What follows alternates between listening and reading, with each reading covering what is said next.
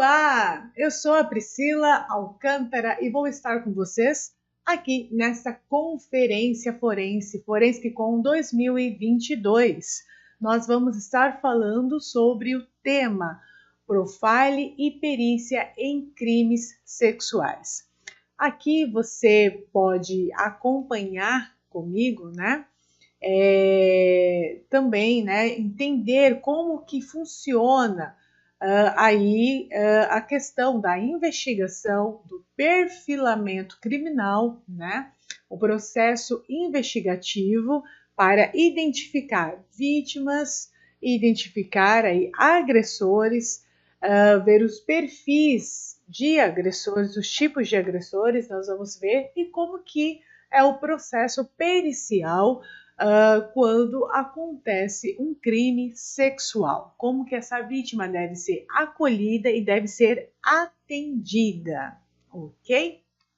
Pois bem, aqui vocês acompanham comigo aí um pouco da minha formação, tá? Então, eu sou cientista e docente em ciências forenses e criminais, neurocientista pela Universidade Federal de São Paulo, Unifesp, e analista do comportamento criminal, profile. Tem algumas especializações aí na área forense e na área também de saúde mental, e do comportamento desviante, os transtornos de personalidade, porque também, né, sou psicóloga investigativa e clínica.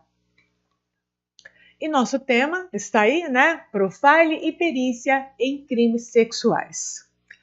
A violência sexual é uma violência que deixa marcas, traços profundos na vítima. Não só marcas físicas, mas marcas psicológicas, né? Marcas na psique, na intimidade, na dignidade desta vítima. A violência contra a mulher, né, sobretudo a sexual, vai gerar traumas profundos e poderá até desencadear aí alguns transtornos mentais também, né? E esses crimes, né, sexuais, eles podem ser motivados por vários fatores: vingança, tortura. No caso da tortura e o castigo, também nós vamos ver que esses crimes é direcionado a homens, né? Em casos de guerra, crimes de guerra, por exemplo, né? Crimes que são cometidos por facções, envolve aí um tipo de tortura, a tortura sexual, castigo e conduta antissocial de portadores de parafilias sexuais. É de suma importância conhecer, né, identificar os traços de personalidade aí dos agressores, né? Nós precisamos traçar o perfil criminal desses sujeitos. Para quê? Basicamente, nós precisamos fazer isso para identificar, né, quem cometeu aquele crime, né, havendo a constatação do crime, quem cometeu, e também prevenir que o crime aconteça novamente com aquela vítima ou com qualquer outra vítima, né?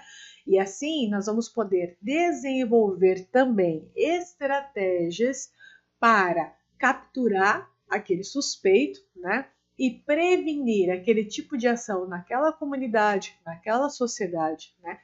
Cometida por aquele sujeito ou por outros, até imitadores, né? Ou outros que possam também desenvolver os seus métodos criminosos acerca da violência sexual. Então, estudar aquele fenômeno naquela região e desenvolver medidas preventivas com as possíveis vítimas, né, a fim de fortalecê-las, né? Também com o perfilamento nós podemos desenvolver aí políticas públicas, né? Então, o perfil, né, tendo um perfilamento bem feito da determinada região, nós podemos aí demonstrar para o poder público o que precisa ser feito naquela região a fim de atenuar esta demanda. né, de crimes sexuais. Então, é algo que é de extrema importância. Outro ponto, né, importante aí do perfilamento, né, está para entender como esses criminosos funcionam. Então, para a maioria desses criminosos, o planejamento se inicia horas antes. Então, esses criminosos pensam, né, buscam essa vítima, a maior parte, né? Mesmo aqueles que nós chamamos de oportunistas, como nós vamos ver daqui a pouco, eles também buscam, né, essas vítimas, pensam sobre aquele crime, mesmo que rapidamente.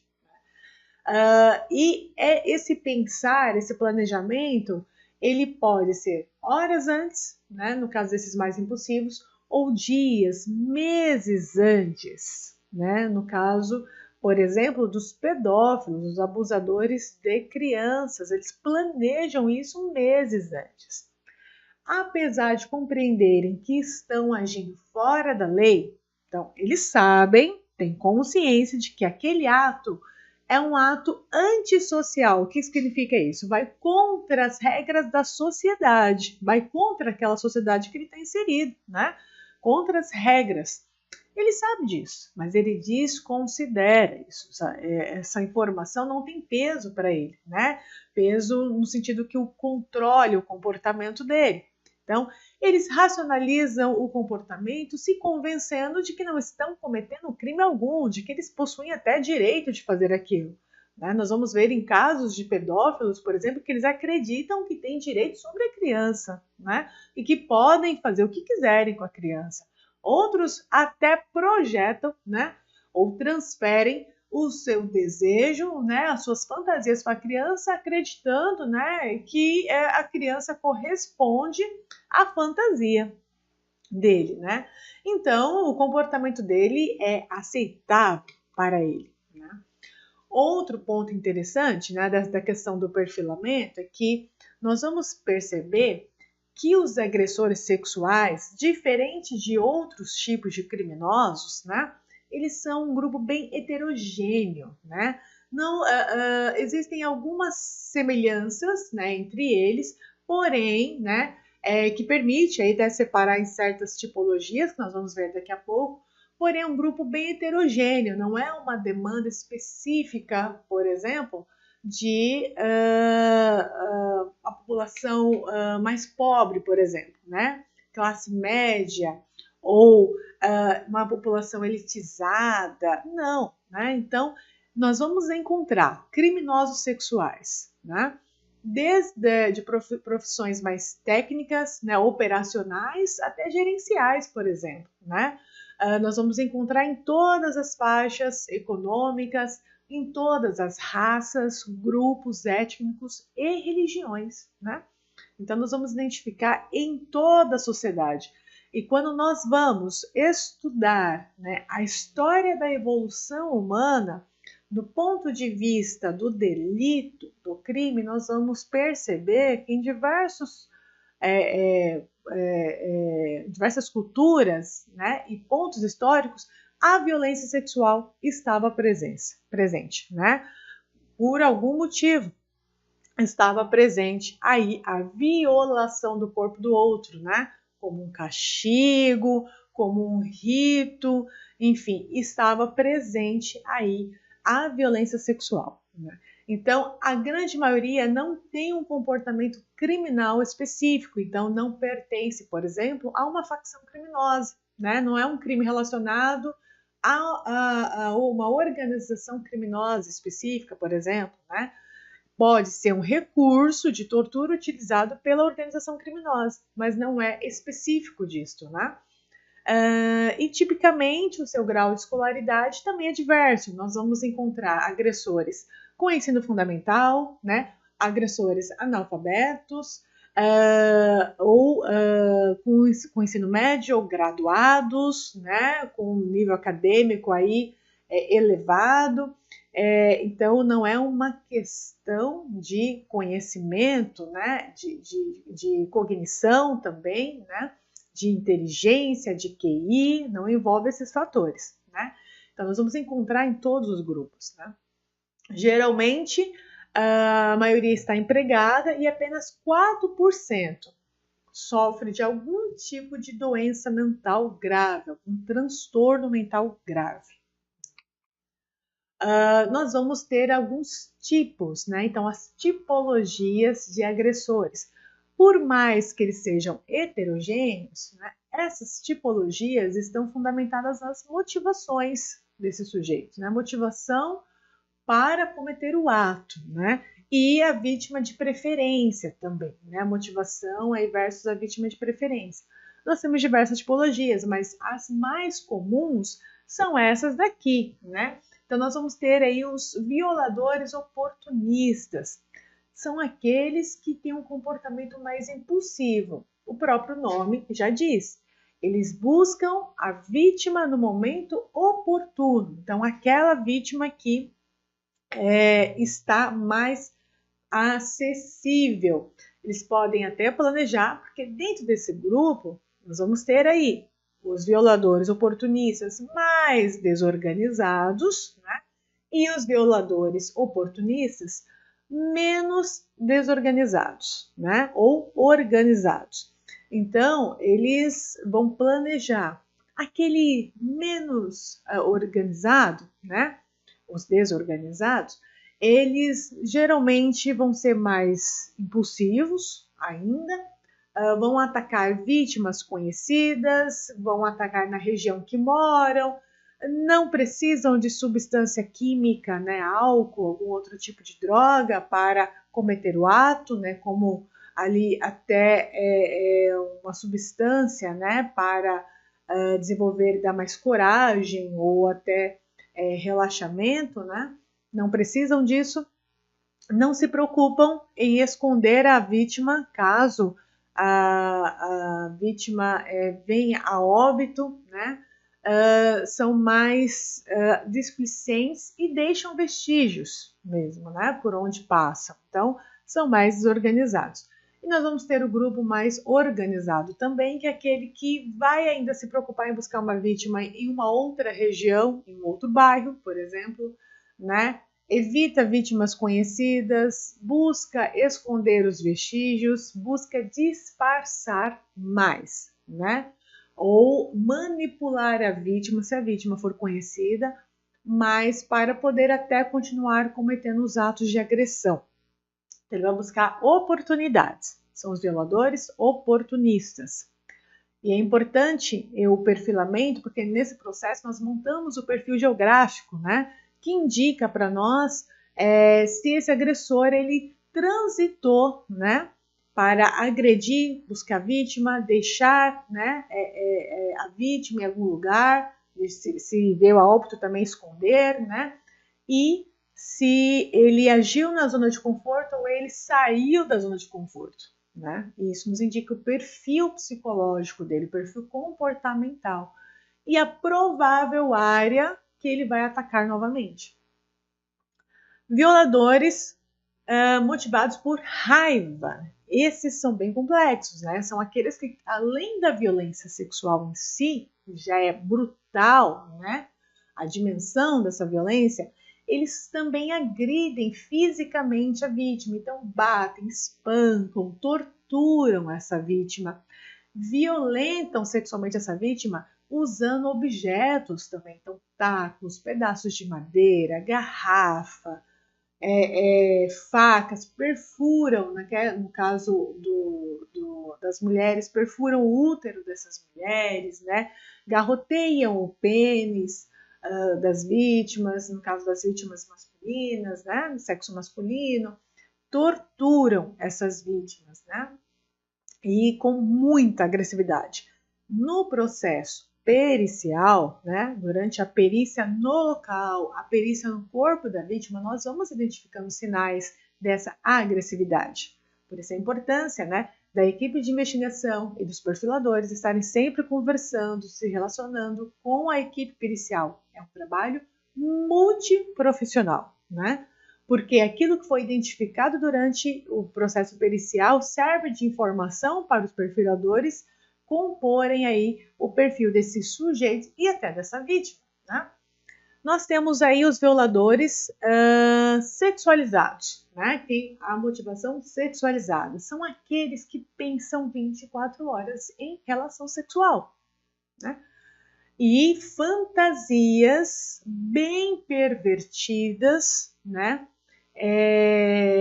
Podem ser sádicas ou não, né? Então podem aí conter aí violência, submissão do outro, agressão, controle do outro de alguma forma ou não, mas o tempo todo. E no processo investigativo nós vamos encontrar geralmente, né, nos mecanismos eletrônicos desses agressores, conteúdo relacionado à pornografia infantil, um comportamento compulsivo em relação à masturbação, né? No histórico, na história dessa pessoa, comportamentos relacionados a uma sexualidade desviada já na adolescência, então de manipular sexualmente parentes da mesma idade ou menores, né, crianças, primos, né, irmãs, irmãos, né, de ficarem ali já são mais aliciando até sexualmente outras pessoas também, né, de práticas relacionadas a uma vida sexual mais descontrolada, né?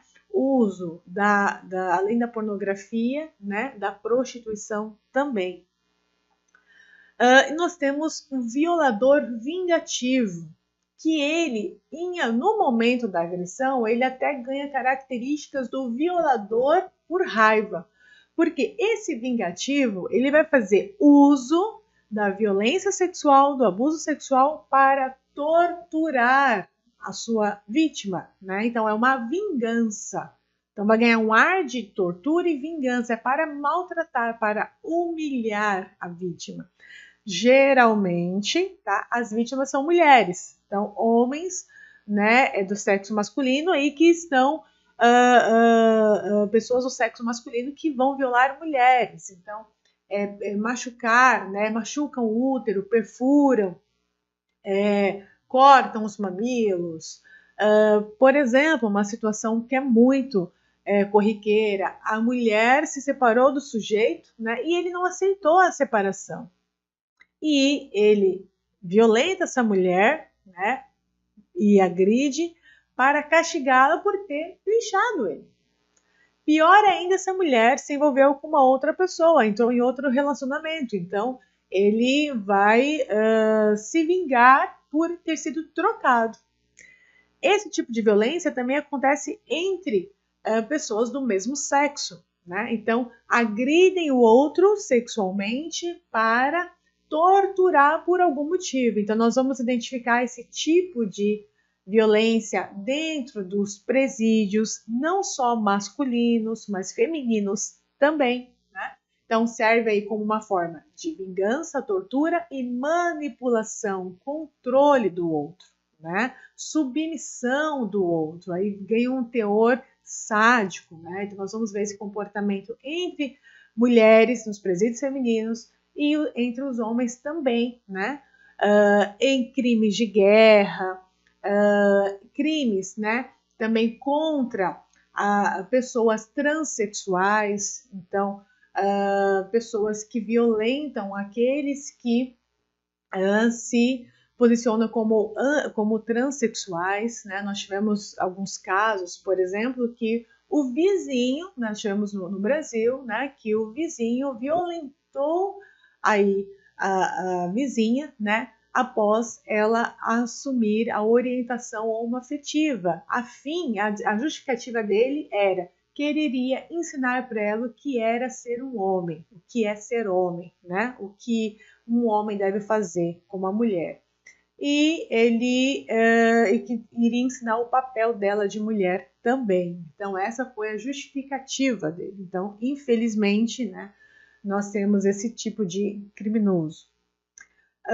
E nós temos aí, por fim, né, dentro dessa nossa lista aqui, os mais populares, os mais comuns a serem identificados, os abusadores de crianças, abusadores sexuais de crianças. E esse é um tipo bem pernicioso, né, sorrateiro, rasteiro. Eu costumo falar assim, muito parecido com aquele comportamento de cobra. Você não sente chegar, né? Não faz barulho, né? Quando faz barulho já é para atacar. Que é aquele que ele seduz, né? Ele tem um poder de persuasão muito grande, ele cerca a vítima, então conquista a confiança da criança, da família, né, de todos ao redor, né? Se é de dentro de casa, a mesma coisa, já tem a confiança por ser, né, da própria família, mas conquista aquela confiança, se mostra uma pessoa amigável, né, geralmente, muito próximo da criança, está sempre com a criança. Por exemplo, se é uma reunião de adultos, a família inteira está conversando, uma festa na família, o sujeito prefere ficar brincando com as crianças do que com os adultos conversando, né? Então está sempre ali e muito próximo, muitas vezes, de uma criança especificamente, né? Troca, né, essa atenção por doces, brincadeiras, brinquedos, né? E quando sente que já tem ali um certo vínculo, aí acontece a violência. E guiada também por manipulação emocional e verbal. Então, ameaça a criança, ameaça a família, ameaça que vai acontecer algum problema grave se a criança contar para alguém.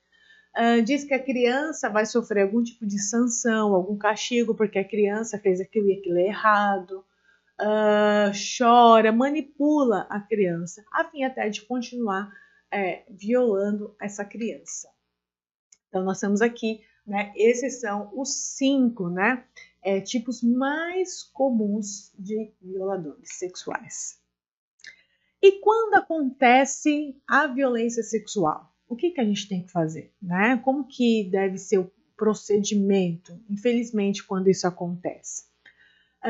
Há um fluxo, né, de notificação, né, que nos orienta, uma rotina para essa notificação ser identificada e tratada.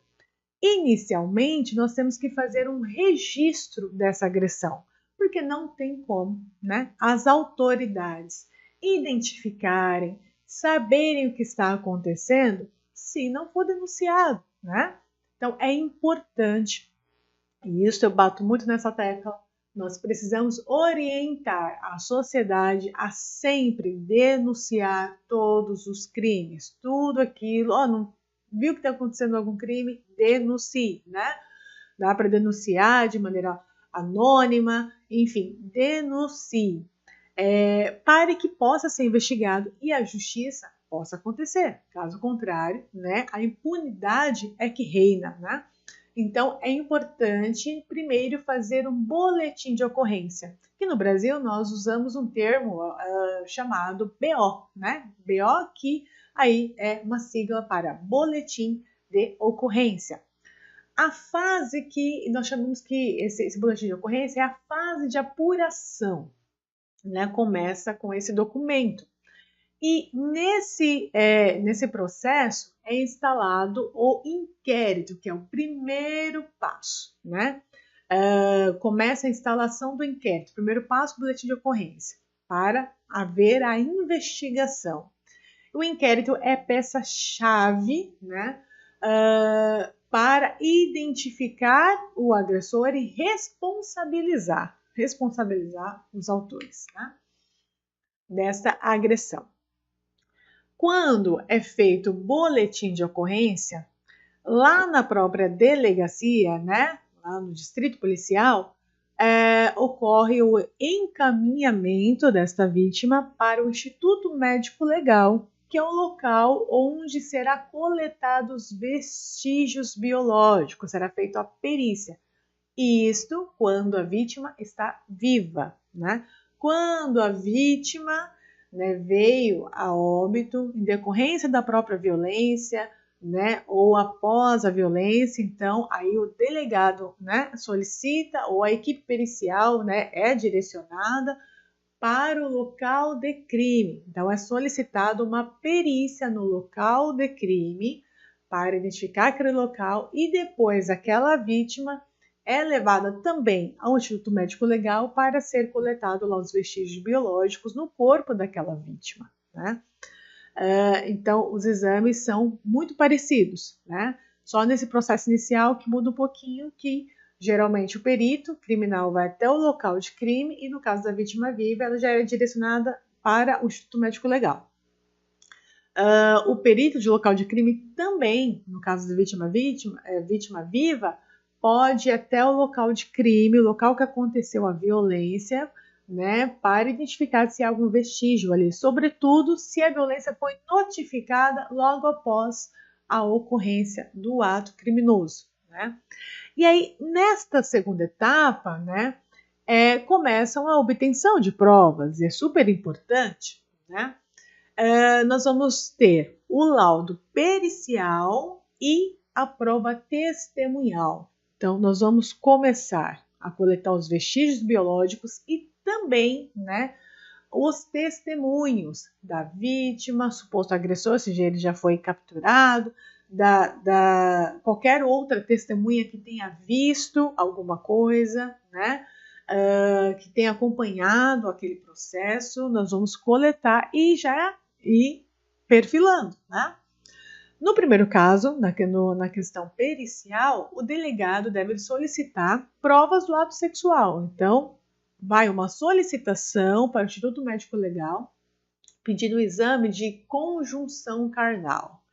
Então, vai ser realizado um exame, nós vamos ver as fases desse exame, que vai identificar se há sinal que houve conjunção carnal, ou seja, algum tipo de relação sexual que tenha deixado vestígio físico, né, nas genitálias. Ou região anal, né, ou região oral. E também, né, vai ser feito toda a perícia no corpo da pessoa, bem como roupas, né, e objetos que a pessoa tenha. A fim de quê? Identificar a autoria do crime.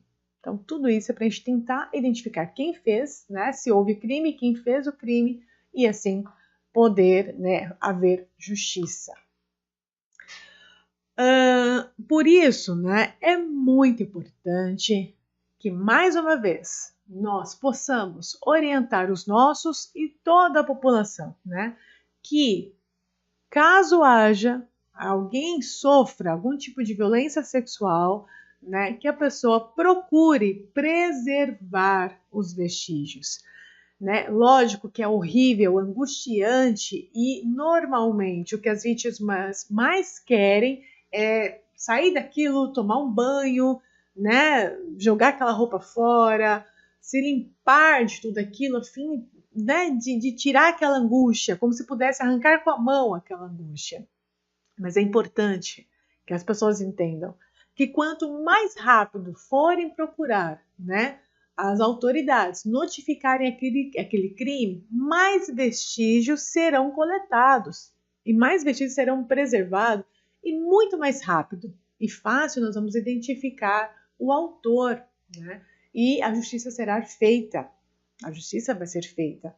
Então é importante que a pessoa busque preservar, evite, né, tomar banho logo após, jogar as roupas fora ou lavar as roupas, né, ou o local, tentar organizar ou arrumar o local, né, que aconteceu aquilo, se foi em casa, se, né,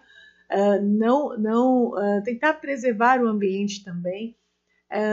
E no caso da vítima ser menor de idade, é importante que ela seja aí encaminhada, né, para o Instituto Médico Legal com algum adulto responsável por ela, que ela se sinta bem, né, junto, ou algum educador, ou assistente social, ou até mesmo os psicólogos. E lá no Instituto Médico Legal começa assim, a coleta dos vestígios, que é um material biológico, né, para utilizar durante o processo como prova, né, criminal, e assim poder responsabilizar o agressor.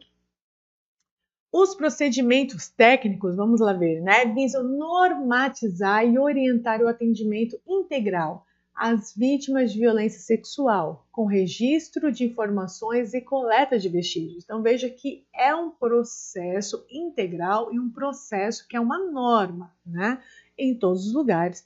No Brasil é feito nesse ritmo, né? E em muitos lugares do mundo também é a mesma sequência, tá?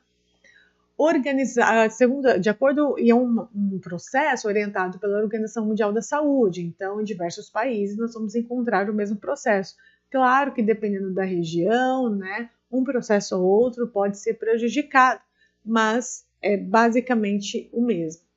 Nós vamos ter guias e manuais da área de saúde e medicina legal, né, que precisam ser preenchidos da mesma forma, e os procedimentos serem seguidos da mesma forma, né? Então, são procedimentos operacionais padronizados da área de perícia criminal. Tais orientações poderão ser adequadas respeitando as especificidades, né, de cada região, de acordo com a organização da rede de serviços e pactuações locais. Quando se tem uma ideia de quem é o suposto agressor, qual que vai ser o papel da perícia, né? Então, a vítima está viva, ela viu quem é o agressor, ela sabe quem é um parente, é fulano, é beltrano, e aí ela já vai saber dizer, foi ele que fez isso comigo. Qual que vai ser o papel da perícia? No primeiro momento, né? Identificar o crime e, né, identificar se há um nexo causal, ou seja, se há uma ligação desse agressor com os vestígios biológicos, né, com material biológico identificado na vítima. Para tanto, vai ser necessário coletar também material biológico desse suspeito, né, indicado pela vítima. Então, para ver se é o mesmo material. Então, por exemplo, se na vítima foi identificada uma secreção e nessa secreção tinha espermatozoide, o DNA desse espermatozoide combina com o DNA desse suspeito, identificamos. Se não combina, aí tem que descartar aquele suspeito temporariamente. O que aconteceu? Será que há mais de um agressor? Aquele suspeito ele participou ou não? Ou será que é uma falsa denúncia também de violência sexual? Será que a vítima está tentando prejudicar, né, aquela pessoa? O que está acontecendo? Aí a investigação ganha um outro aspecto também, né? Mas nós temos que ter provas suficientes para responsabilizar a pessoa correta, o agressor correto. Então, para isso, nesse momento, a perícia visa estabelecer um nexo causal, né? Então, nesse sentido, aí o perito busca diferenciar, né, um tipo de lesão fruto de uma relação consentida e uma lesão que é fruto de uma violência, né? Que é fruto de uma violência. Então, identificar sinais de que houve violência e sinais de que não houve violência, né? Se houve ou não, né? Então, nesse sentido, o histórico encaminhado pela polícia, mas, olha lá, os vestígios coletados no local de crime, quando, né, a vítima foi feita a perícia no local, bem como as evidências constatadas e todas as informações obtidas, né, o perfilamento que já foi feito também, né, prévio, preenchimento de questionário, né, fornecido durante o atendimento, são de extrema importância para chegar aí a uma solução, a uma resolução do conflito, né? Então, todas as informações precisam ser cruzadas.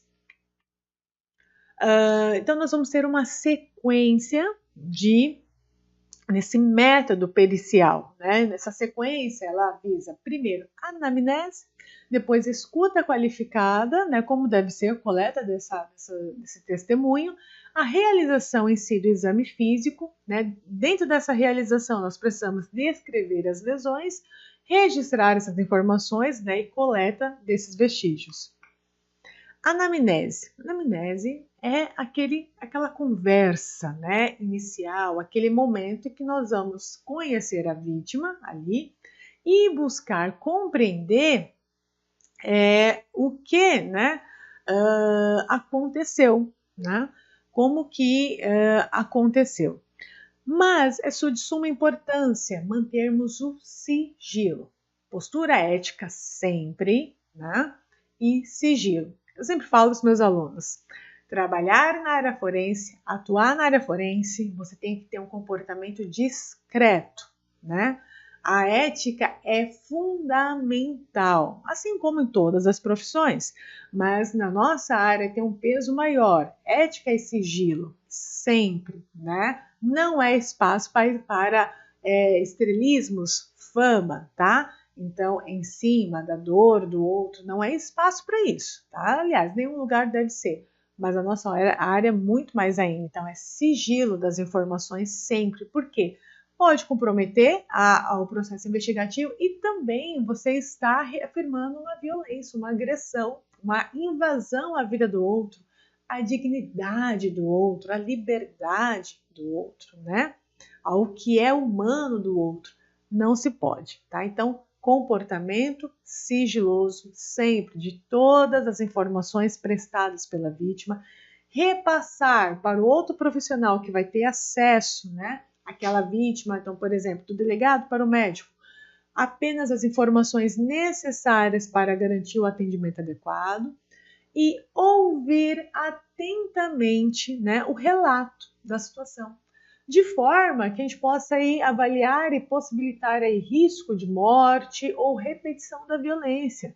Né? A gente precisa identificar, ali tem uma escuta qualificada, né, e ativa é isso, já ouvir, né, e desenvolver procedimentos para, no caso, se a vítima está em risco de morte, né, já encaminhar para o serviço de saúde, ou se há chance de repetição de violência.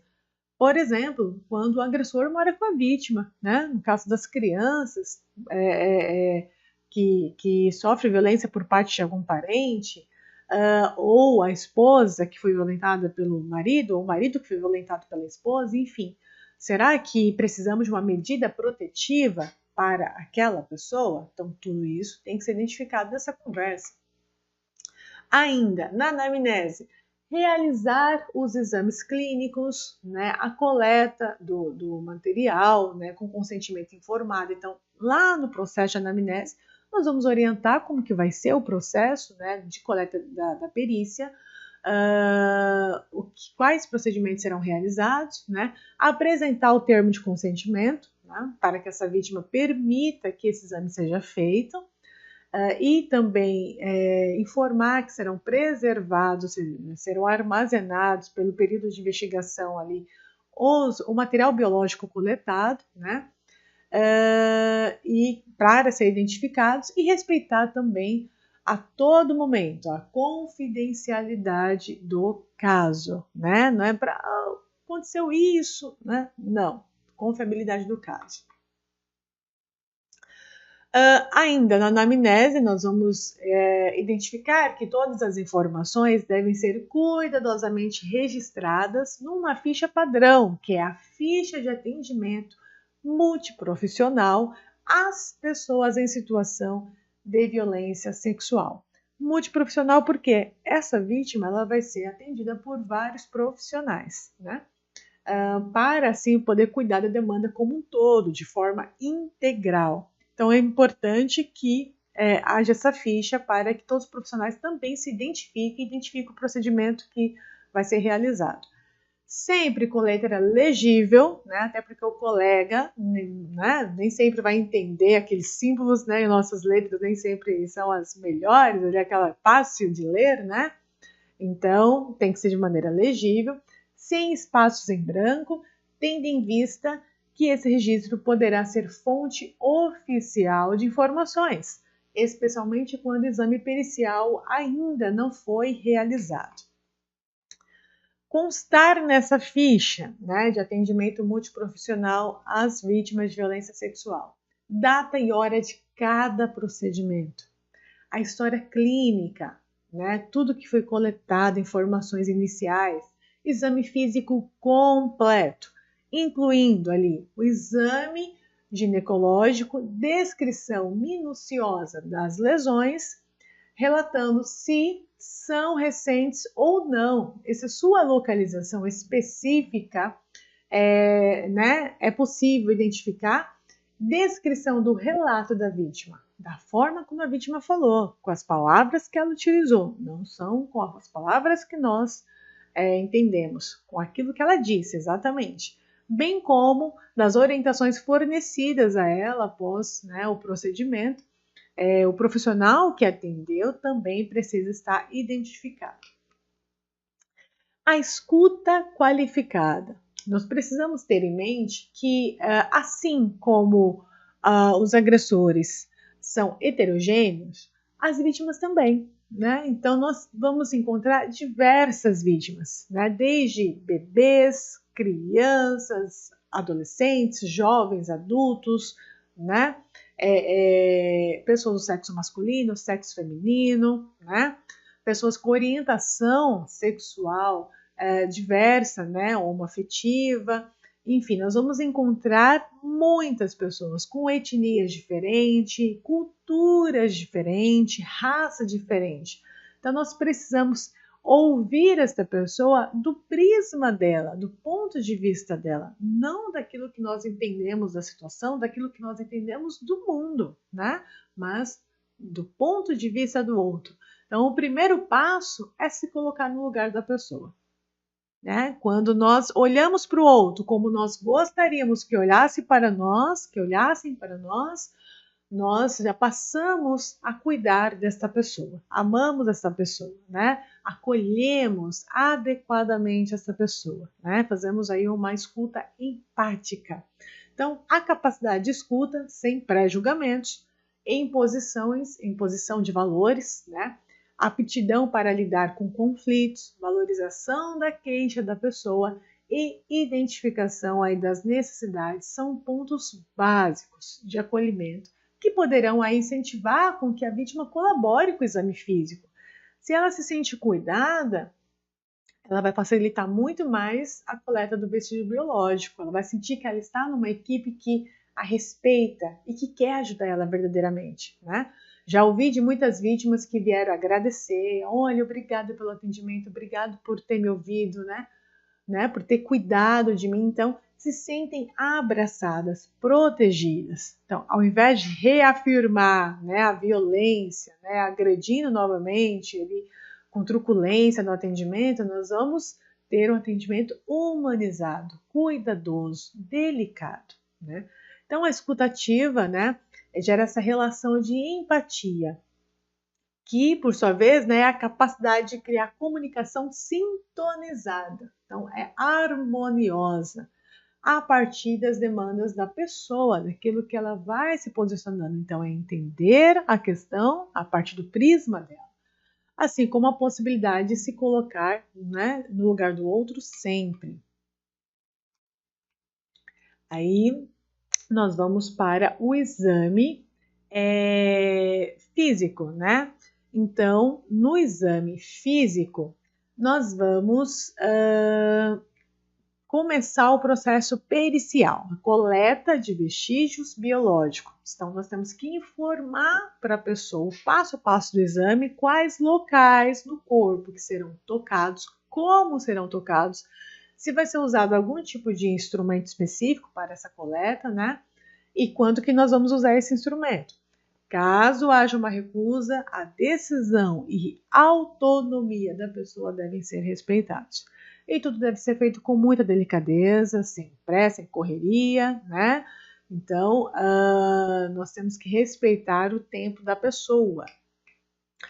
Descrever cada lesão e a sua localização, máximo possível. Tamanho, número e forma, preferencialmente no sentido crânio-caudal, de cima para baixo, né?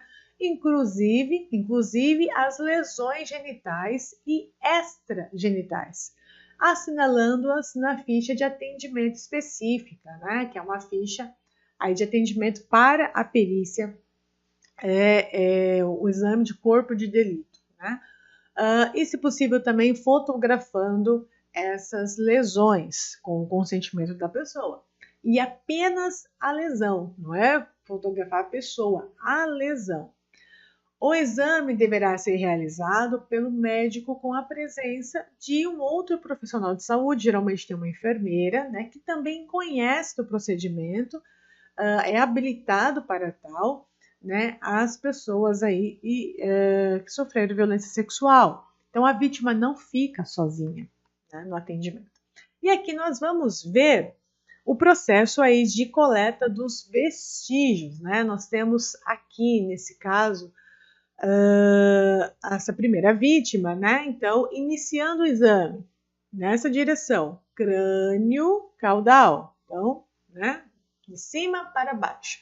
Nós vamos examinar a região craniana, né? Então, a cabeça. Primeiro aí, o couro cabeludo, vamos buscar identificar se há equimose, escoriações, né, edema traumático ou alguma ferida contusa, como nessa imagem aqui, né, alguma pancada que a pessoa tenha sofrido, ou algum tipo de vestígio que indica o local que essas lesões aconteceram, né, a localização que o crime aconteceu.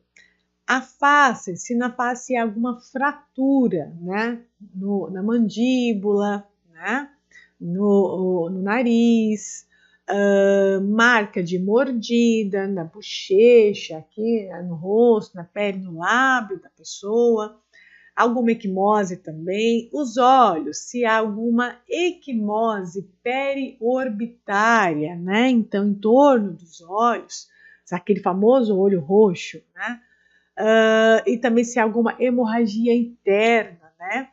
Aí no globo ocular e edema traumático. Nas orelhas e boca, né? Orelha, nós vamos buscar se há equimose, escoriação, marca de mordida, né? Se foi algum pedaço arrancado.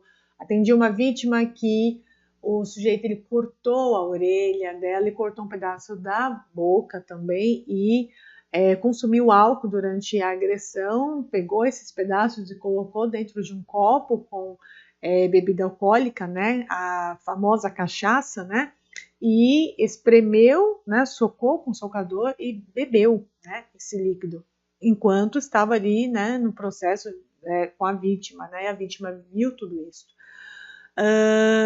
Na boca, vamos procurar por equimose labial, equimose intraoral, escoriações, marca de mordida também, fratura e trauma dentário. Aí nós vamos descendo para a região cervical. Marca de mordida, equimose por sucção, equimose e escoriação, tá? Ou qualquer outro tipo de trauma.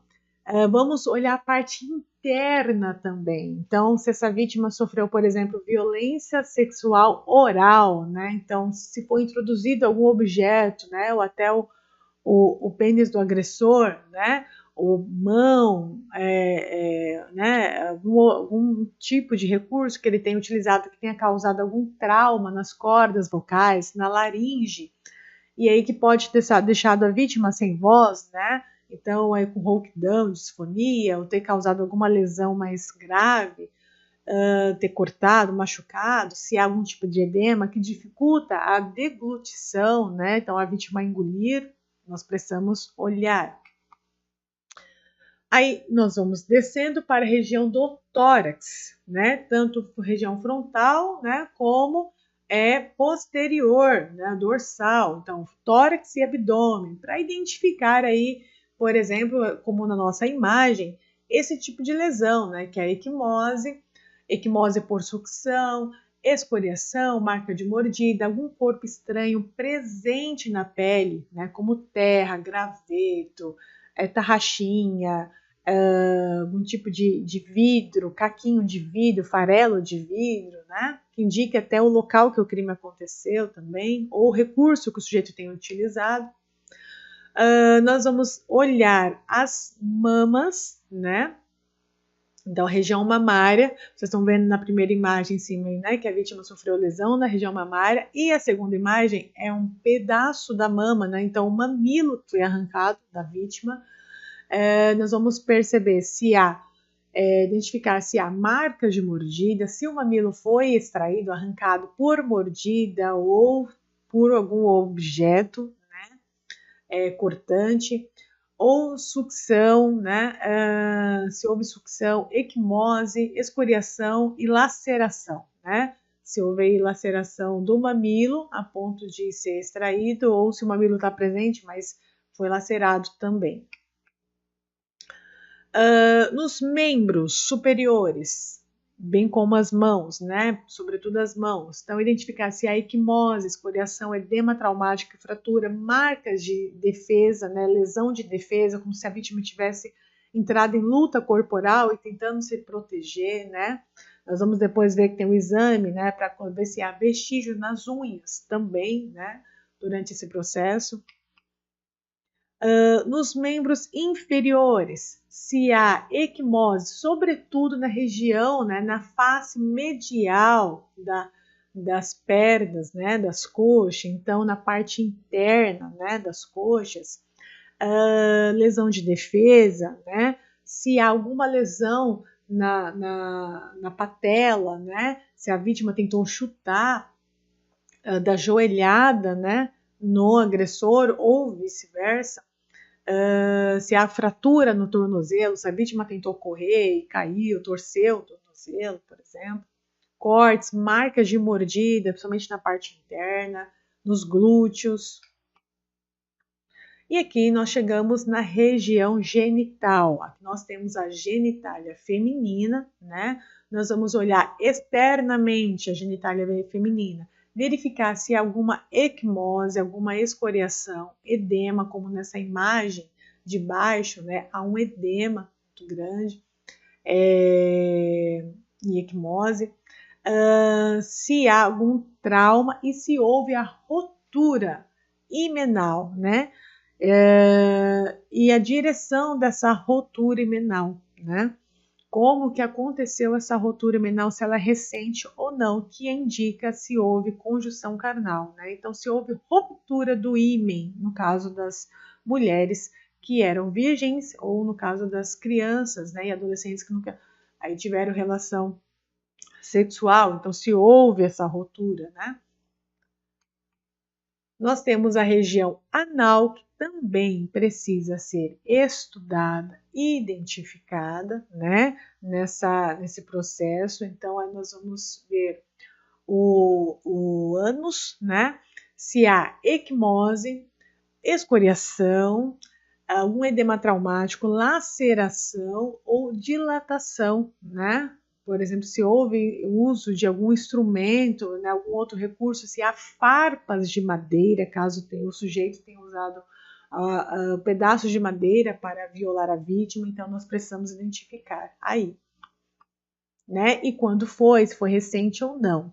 Após, né, essa primeira fase, nós vamos então ir coletando, né, enquanto o material biológico que existe. Então, secreções que possam ter aí na vítima e outros vestígios, né? Então, a coleta do material biológico deve ser realizada o mais rápido possível depois da notificação, né? Para que nós possamos ter maior presença desse material. Porque o material tende a se perder, né? Ele diminui significativamente após 72 horas da agressão. Então, nós precisamos coletar rapidamente para conseguirmos ter maior quantidade e qualidade deste material. Para fazer essa coleta, nós usamos alguns instrumentos, por exemplo, os suaves, né? Então, a coleta da secreção é usada, tanto a secreção vaginal como anal, ou no corpo da vítima, né? E oral também, né? Nós precisamos utilizar os suaves, né? A coleta da secreção vaginal para pesquisa de espermatozoide e exame de DNA devem ser feitos na posição ginecológica. Nós vamos ver essa posição daqui a pouco. Deve-se priorizar a coleta de secreções e não só da parede da mucosa, né? Recomenda-se a utilização de espéculo para ajudar na abertura, né, do canal vaginal, preferencialmente descartável, sem a presença de materiais lubrificantes. Então, nós temos aqui a imagem dos suaves, nós usamos para a coleta, né, desses vestígios 4 tipos de suave, né? A coleta deve ser realizada utilizando pelo menos 4 suaves esterilizados de haste longa e flexível. Se possível, os suaves deverão ser passados simultaneamente, né? de 2 em 2. Então, utiliza 2, depois 2. Lado a lado, né? A fim de que as amostras tenham maior similaridade entre si. Os swabs deverão ser enumerados pela ordem de coleta, né? No caso aí da secreção vaginal, sendo que o primeiro e o segundo são destinados para exames de DNA, né? Para fazer o cruzamento, como naquele caso que eu falei para vocês. Você já tem um suspeito identificado, coleta material biológico dele para fazer o cruzamento de DNA com esse DNA que vai ser identificado do material biológico coletado na vítima. O terceiro e o quarto deverão ser destinados para teste de triagem de identificação da presença, né, de espermatozoide, o PSA, então, identificação deste sêmen. No caso do exame pericial para a coleta de material, né, de secreção na região anal, nós podemos fazer de duas formas, tanto na posição ginecológica, que é essa imagem de cima, como na posição aqui genopeitoral, né? No qual o tórax fica, né, voltado aí para a maca, né, sobre a maca, e aí a pessoa ela fica com a região caudal mais elevada. Facilita, né, para a coleta. Pode ser das duas formas, né? Então, a coleta da secreção anal pode ser feita nessas posições. Deve-se atentar para a possibilidade de haver secreção não apenas na região anal, mas também na região perianal. Então, próximo à região anal, né? Ao lado da região anal. E no períneo. Então, toda a região genital, né, sendo feminino, masculino, e região perianal, bem como o períneo deve ser analisado. Para esse tipo de coleta, também nós vamos usar aí o suave, né? Porém, ele vai ser introduzido, né? 2 suaves, se possível, né? Umedecidos com soro fisiológico 0,9% por vez no canal anal, preferencialmente em movimentos rotatórios, né? O procedimento seguinte que deve ser realizado com os swabs é o mesmo referente à coleta da secreção vaginal. Então, depois desse tipo de coleta, né, a diferença é que a coleta anal, nós utilizamos o soro, né, para lubrificar o swab. Na vaginal não é necessário. E quando nós vamos coletar material biológico distribuído, né, que possa ter na pele, cabelo, em outras regiões do corpo, porque o agressor pode ter, né, ejaculado no corpo da vítima. Como que nós fazemos? Ou depositado qualquer outro tipo de secreção, como sangue, vômito, saliva, né? Então, nós coletamos esse material, né, também utilizando os swabs, né? Caso haja suspeita, é importante fazer essa coleta, né? Como está ali na nossa imagem. Então, em toda a região que possa ter sinal aí que há algum tipo de secreção. E, como eu já havia citado antes, né? Quando nós estamos analisando os membros superiores, precisamos olhar embaixo das unhas, coletar material biológico com os swabs embaixo das unhas, né? Que é o vestígio subunguial.